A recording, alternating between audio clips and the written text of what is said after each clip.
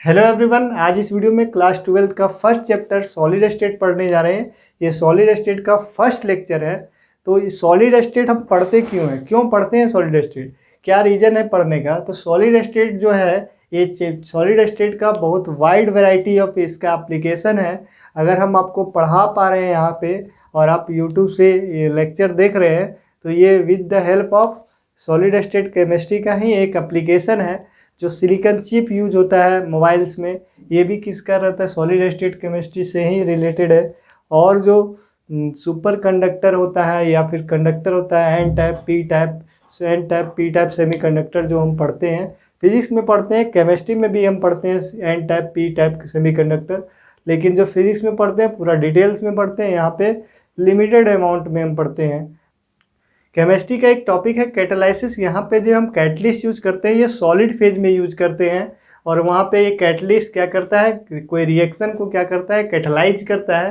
तो ये भी क्या है, सॉलिड स्टेट केमिस्ट्री का ही एक एप्लीकेशन है। ग्राफिन्स है या फिर सुप्रा मोलिकुलर केमिस्ट्री है, यहाँ पे भी इसका बहुत ज़्यादा यूज है सॉलिड केमिस्ट्री का। और भी इसका एप्लीकेशन है इलेक्ट्रोकेमिस्ट्री में। अगर देखें तो इलेक्ट्रोकेमिस्ट्री में क्या हो रहा है, अब जो बैटरी बन रहा है वो क्या बन रहा है, सॉलिड फेज बैटरी बन रहा है। यहाँ पे जो इलेक्ट्रोलाइट हम लेते हैं ये सॉलिड फेज लेते हैं। तो ये सारा क्या है, ये एप्लीकेशंस है। और अगर हम प्लास्टिक देखें तो बायोडिग्रेडेबल प्लास्टिक बनाया जा रहा है with the help of solid state chemistry. Solid state chemistry के हेल्प से ही। तो अब देखते हैं कैरेक्टरिस्टिक्स ऑफ सॉलिड। सॉलिड का क्या कैरेक्टरिस्टिक फीचर है, किसको हम सॉलिड बोलेंगे। ये सॉलिड है तो हाँ ये सॉलिड है, तो इसका कुछ फीचर्स होगा। तो उसी तरह characteristics of solid state, features of solid state.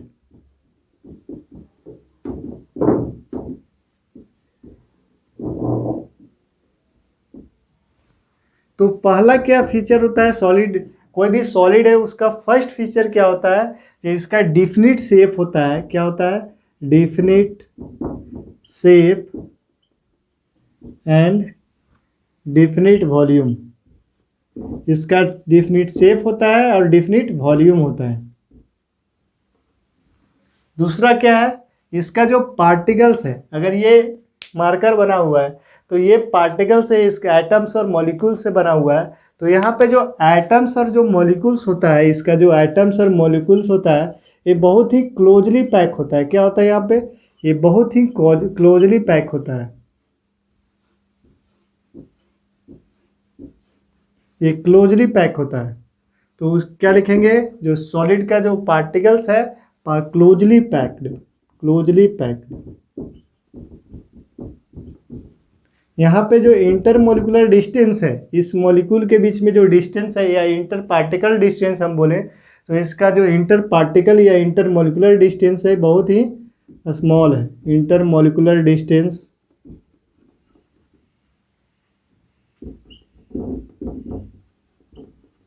Short. Third point क्या है, ये इंटरमोलिकुलर फोर्स, इस मॉलिक्यूल के बीच में या इस एटम और इस एटम के बीच में जो इंटरमोलिकुलर फोर्स है वो बहुत ज़्यादा है। तो इंटरमोलिकुलर फोर्स क्या है, बहुत ज़्यादा है, किसमें, सॉलिड में।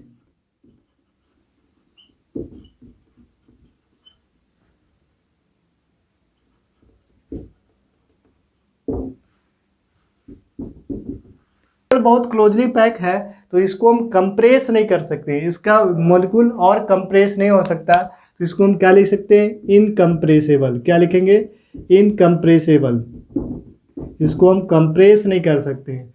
उसके बाद क्या, इसका जो मेल्टिंग पॉइंट और बॉइलिंग पॉइंट होता है बहुत ज़्यादा होता है। सॉलिड का मेल्टिंग पॉइंट और बॉइलिंग पॉइंट क्या होता है, ज़्यादा होता है। हाई मेल्टिंग पॉइंट और बॉइलिंग पॉइंट।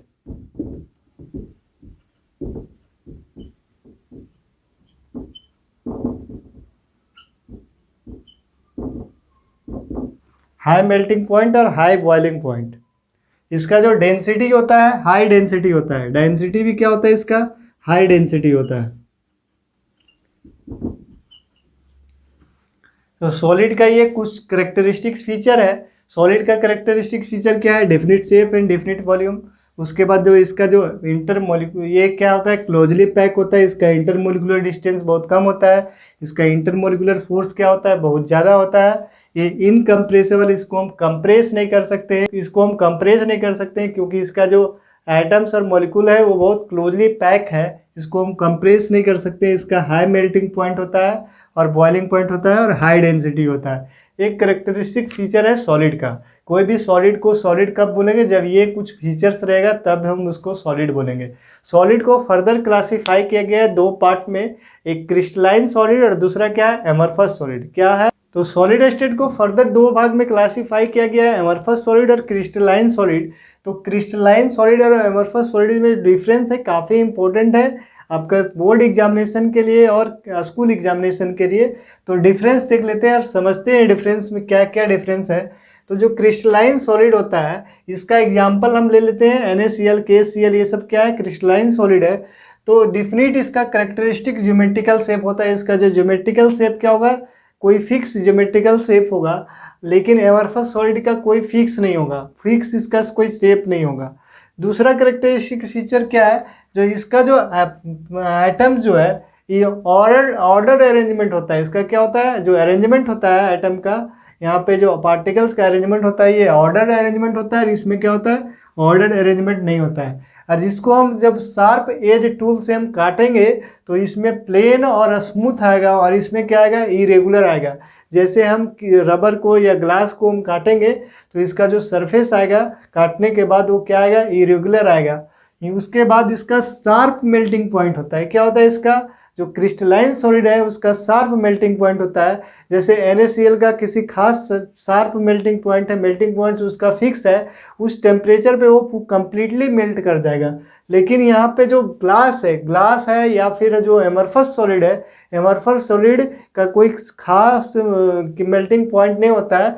ये रेंज ऑफ इसका टेम्परेचर रहता है जिसमें ये मेल्ट करता है, क्योंकि जितना भी ग्लासेस है सबका कंपोजिशन एक जैसा नहीं है, तो सबका मेल्ट सब एक जैसा मेल्ट नहीं करेगा। तो इसलिए क्या है, जो इसका एक रेंज ऑफ टेम्परेचर होता है। उसके बाद ये लॉन्ग रेंज ऑर्डर होता है। क्रिस्टलाइन सॉलिड जो होता है, जो पार्टिकल का अरेंजमेंट होता है, रेगुलर पार्टिकल का अरेंजमेंट होता है, ये बहुत दूर दूर तक होता है, बहुत दूर तक जहाँ पे देखें तो वहाँ पे भी सेम टाइप ऑफ अरेंजमेंट होगा पार्टिकल्स का। लेकिन इसमें क्या होगा, ये शॉर्ट रेंज तक ही इसका पार्टिकल्स का अरेंजमेंट सेम टाइप का मिलेगा, उसके बाद इसका इरेगुलर अरेंजमेंट मिलता है। थर्ड पॉइंट है, इसको ये सूडो सॉलिड है, सूडो सॉलिड या सुपर कूल्ड लिक्विड इसको बोलते हैं, क्योंकि जो एमरफस सॉलिड है, जनरली जो सॉलिड होता है, सॉलिड का टेंडेंसी नहीं होता है फ्लो करने का, लेकिन ये सुपर कूल्ड लिक्विड इसको इसलिए बोलते हैं या सूडो सॉलिड इसलिए बोलते हैं क्योंकि ये क्या करता है, एमरफस सॉलिड का टेंडेंसी होता है फ्लो करना। अब चर्चेज वगैरह या फिर जो ओल्ड बिल्डिंग होगा वहाँ पे जो उसमें ग्लास लगा होगा, देखिएगा जो नीचे क्या हो जाता है, थिकर हो जाता है। और नीचे थिकर इसलिए होता है क्योंकि एमरफस सॉलिड जो ग्लास है या एमरफस सॉलिड है उसका टेंडेंसी क्या होता है, फ्लो करना। लेकिन वो पानी जैसा फ्लो नहीं करेगा। फ्लो कैसे करेगा, बहुत धीरे धीरे करेगा, बहुत स्लोली। इसलिए क्या होता है, जो पुराना जो ग्लासेस वगैरह रहता है, 150 साल पुराना जो ग्लासेस है, वो क्या हो जाता है, वो नीचे थिकर हो जाता है और ऊपर थिन हो जाता है, क्योंकि उसका टेंडेंसी क्या होता है, फ्लो करना। एमरफस सॉलिड भी फ्लो करता है। उसके बाद इसका एक प्रॉपर्टी होता है आइसोट्रोपिक नेचर का होता है। ये आइसोट्रोपिक नेचर का होता है, ये एनआइसोट्रोपिक नेचर का होता है। आइसोट्रोपिक और एनआइसोट्रोपिक को समझना है तो आइसोट्रोपिक नेचर क्या होता है, डिफरेंट डायरेक्शन में, इस डायरेक्शन में अगर हम ऑब्जर्व कर रहे हैं कोई प्रॉपर्टी और इस डायरेक्शन में हम ऑब्जर्व कर रहे हैं, दोनों डायरेक्शन में अगर इसका प्रॉपर्टी सेम आ गया तो इसको बोलेंगे आइसोट्रोपिक नेचर, और अगर डिफरेंट आता है तो इसको बोलते हैं एनआइसोट्रोपिक नेचर। तो जो क्रिस्टलाइन सॉलिड है उसमें एनआइसोट्रोपिक नेचर होता है। यहाँ पे डिफरेंट जैसे फिजिकल प्रॉपर्टी, जैसे क्या हो गया, different physical property, refractive index या इलेक्ट्रिकल कंडक्टिविटी अगर हम मेजर करेंगे तो डिफरेंट डायरेक्शन में डिफरेंट वैल्यू आता है। इसमें क्या आता है, सेम वैल्यू आता है। इसलिए क्या है, ये आइसोट्रोपिक नेचर का होता है। इसको हम, इसका एग्जांपल है ग्लास, रबर, इसका एग्जांपल है ग्लास, रबर, और इसका एग्जांपल क्या है, NaCl, KCl। ये कुछ डिफरेंस है किसके बीच में, एमरफस सॉलिड और क्रिस्टलाइन सॉलिड। इस चैप्टर में हम जो मेनली पढ़ेंगे किसके बारे में पढ़ेंगे, सिर्फ और सिर्फ क्रिस्टलाइन सॉलिड के बारे में हम पढ़ेंगे, इस चैप्टर में हम किसके बारे में पढ़ेंगे, सिर्फ और सिर्फ क्रिस्टलाइन सॉलिड। क्रिस्टलाइन सॉलिड को भी फर्दर डिवाइड किया गया है, उसको हम नेक्स्ट लेक्चर में पढ़ेंगे।